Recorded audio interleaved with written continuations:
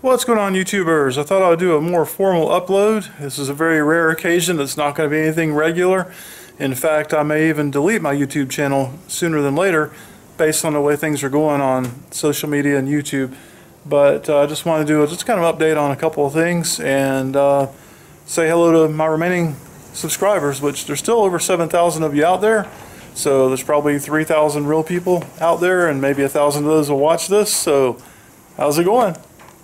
So what I wanted to do was just basically go over the cars, tell you something that happened with YouTube, and basically just talk to you, the subscriber, directly to you, my subscriber.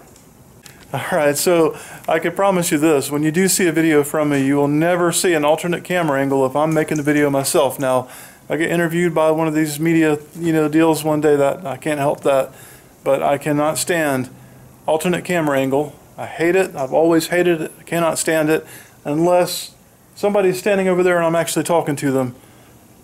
I will turn off videos because of that. The other thing I really don't like are the multiple edits to, a bunch of cuts in the video stitched together to look like one statement. Can't handle it.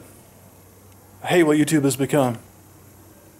Well, it's been a hell of a year, hasn't it, guys? Actually, now it's coming up on 2 years with the big, ugly situation that we're all in the world facing, that you get 100 different answers on of what the truth is, what's right, what's wrong, how bad it is, how bad it isn't.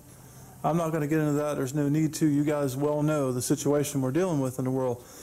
But, that's created its whole new set of stresses. It's caused a lot of priority changes for myself and everyone else, and the car has been pretty low. And of course we've moved, and so I need to do something with this house, but that's another story. I won't get into that either. But I have been making a little bit of progress as time has turned on. Got the steering completely done, other than I need to take all those out, put Loctite on them, and then tighten everything up to the proper torque. I've got the shifter cable done. I'll go into there and show you that in just a second. Got the calipers on, and of course the harness was never off the engine. The next thing I've got to do, and the reason I'm actually working on the car right now, is I've got to put the soft brake lines on the front, and then you can see the factory retainer to go to the hard line is right. You can't really see it, but it's there. That, unfortunately, does not fit the new brake lines. So I'm going to have to cut that off and weld on the new ones that retain those, and figure out, are these lines going to reach, or do I have to move that? Is it going to interfere with anything? Once those are in place, I'll mount those, and I'll be able to start building the hard brake lines to the front. I just got all the body bolts in and tightened up on the whole car. Go around back.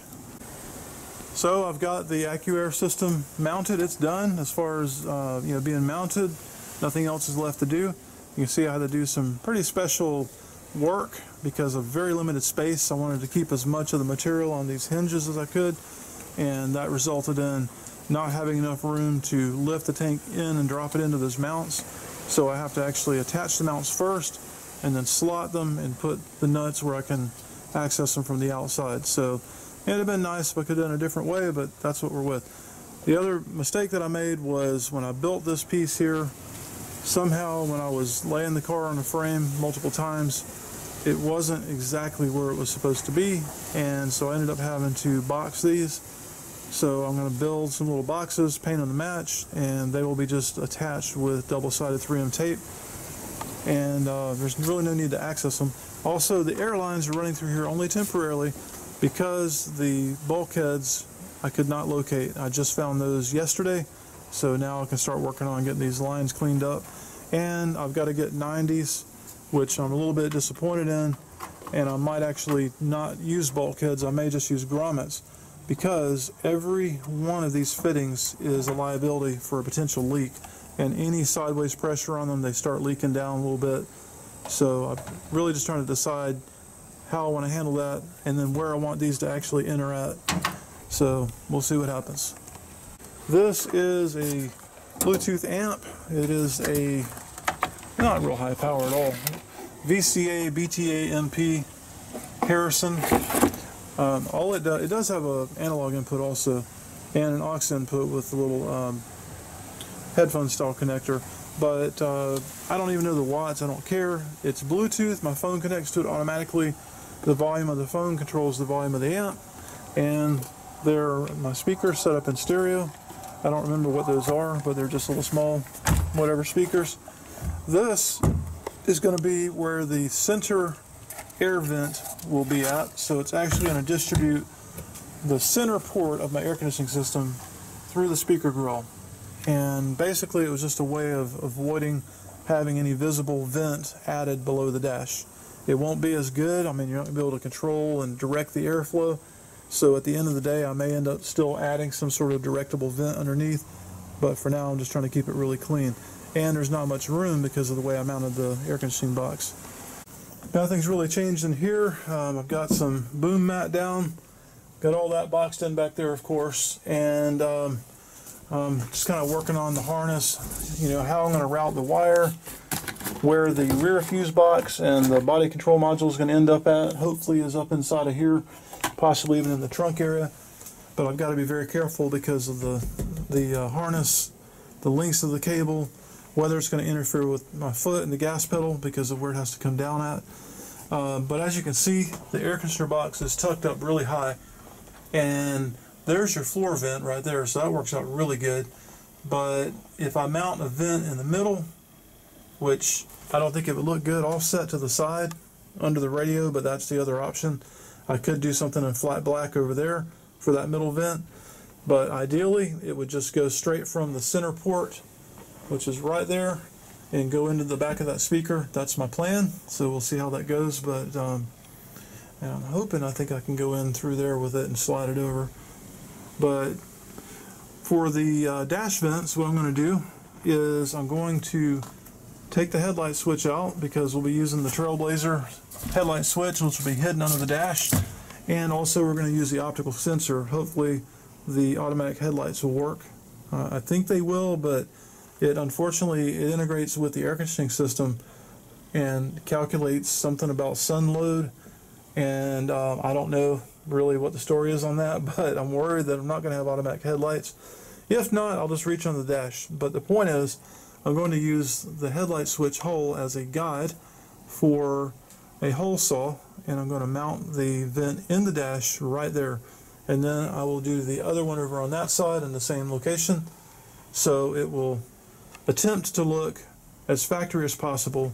I don't like the idea of anything hanging down over here for my knees to hit, and it's just ugly. So that's my plan. We'll see if it works or not. And believe it or not, this car actually has a defrost system in it that directs air up onto the windshield. So, and I bought the fancy smancy three-way air conditioner deal, so I've got floor, dash, and defrost options on it. And hopefully that middle vent, you know, going through the speaker box and through the speaker grill will have enough airflow that it is reasonably good for the front area of the car. But if it ends up blocking too much airflow, like I said, I'll just mount a vent underneath over here. I don't know if I've showed you guys the steering wheel solution, but this is it. It's like the 63 Impala steering wheel. It's a replica, it's not the real one.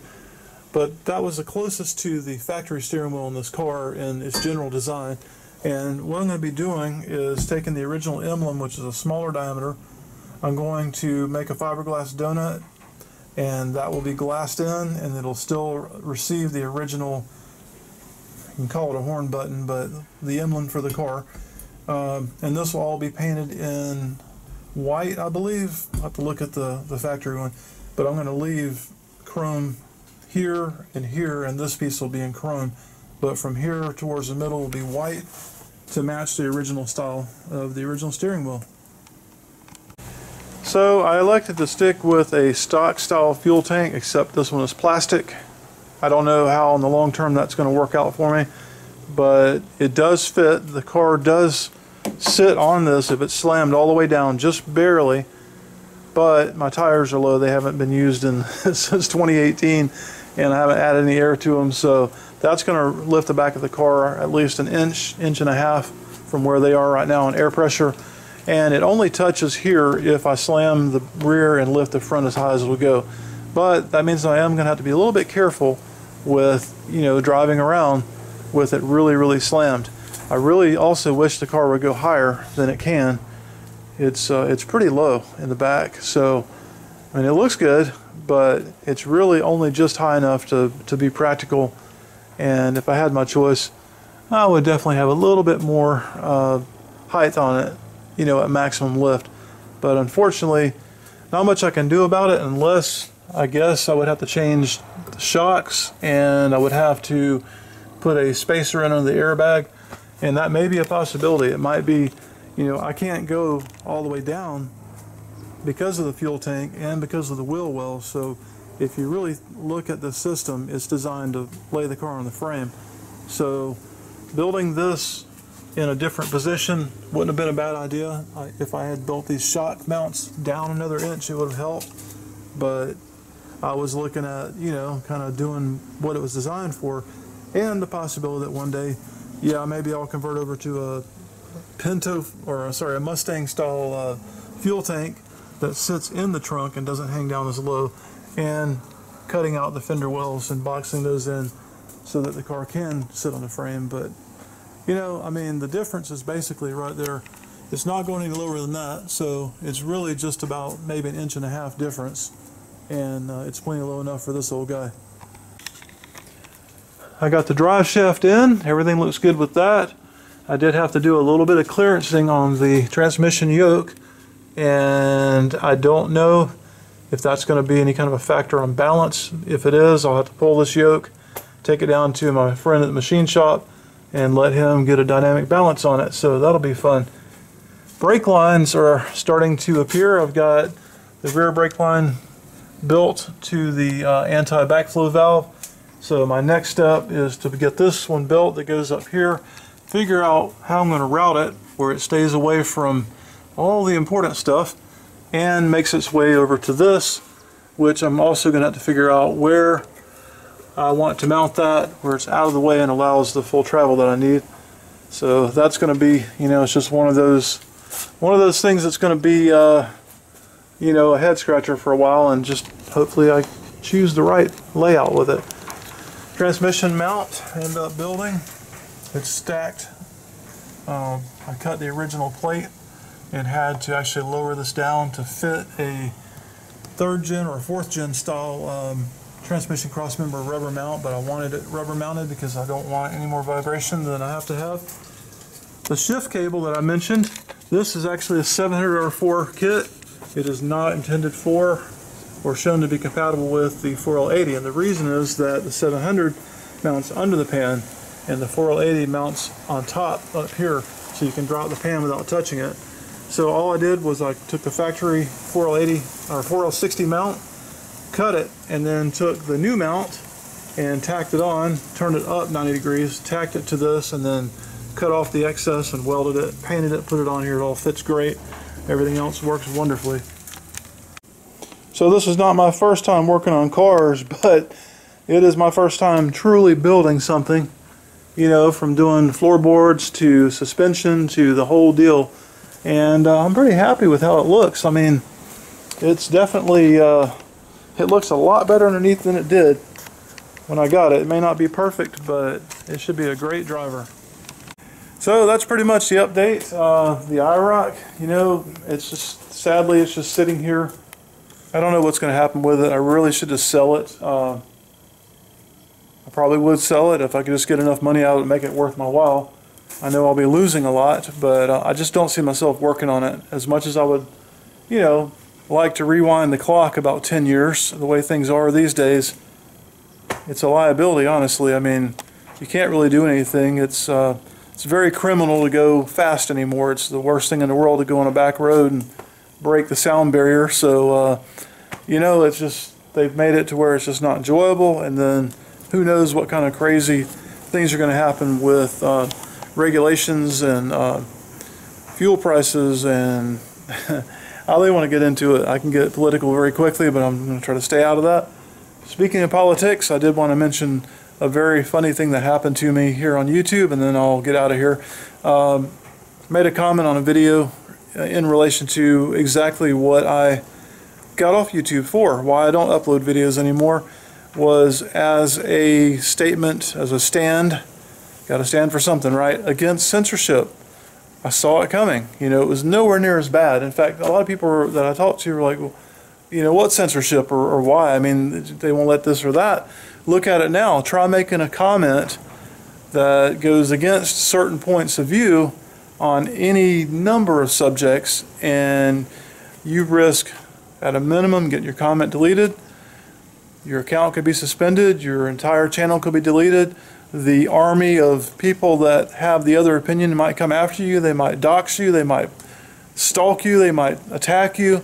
You know, you have to be with the party line, you know, the one party line at this point.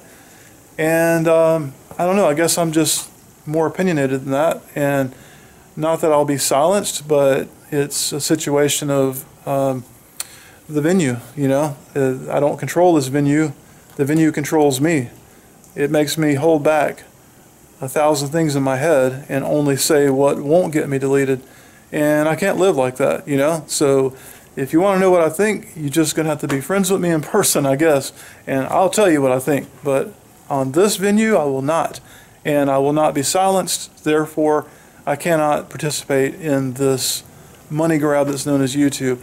And, you know, what I talked about in the beginning, just the way things have happened here on YouTube. I watched some really valuable content on here, particularly medical, weather-related. Some of these guys that are, you know, live streaming during weather events, Nate Snyder, Ryan Hall, those guys are, you know, they're doing a great service. And there's some aviation channels I follow where they just strictly talk about this plane crashed. Here's my opinion as to why. Here's what's wrong in the country. Those types of things are wonderful. But the automotive side of things here, man, it seems like the smaller content people like me, a lot of them have left. Most of the guys I subscribe to haven't posted in even longer than I have. And, you know, I know the world is crazy right now with everything. Without getting into any, I don't have to go into any details. If you're alive in 2021 right now, you know what's going on in the world. And I guess it's a shift of priority, not only for them, but for myself as well.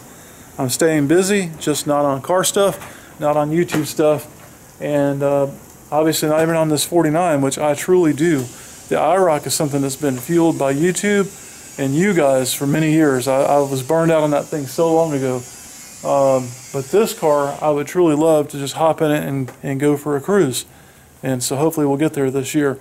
But yeah, these sponsored things, these clickbait thumbnails and titles and just over the top, you know, like fake situations that you see a lot of times, a fake drama. It may be entertaining, but it is not what I'm on YouTube for, to look at or do.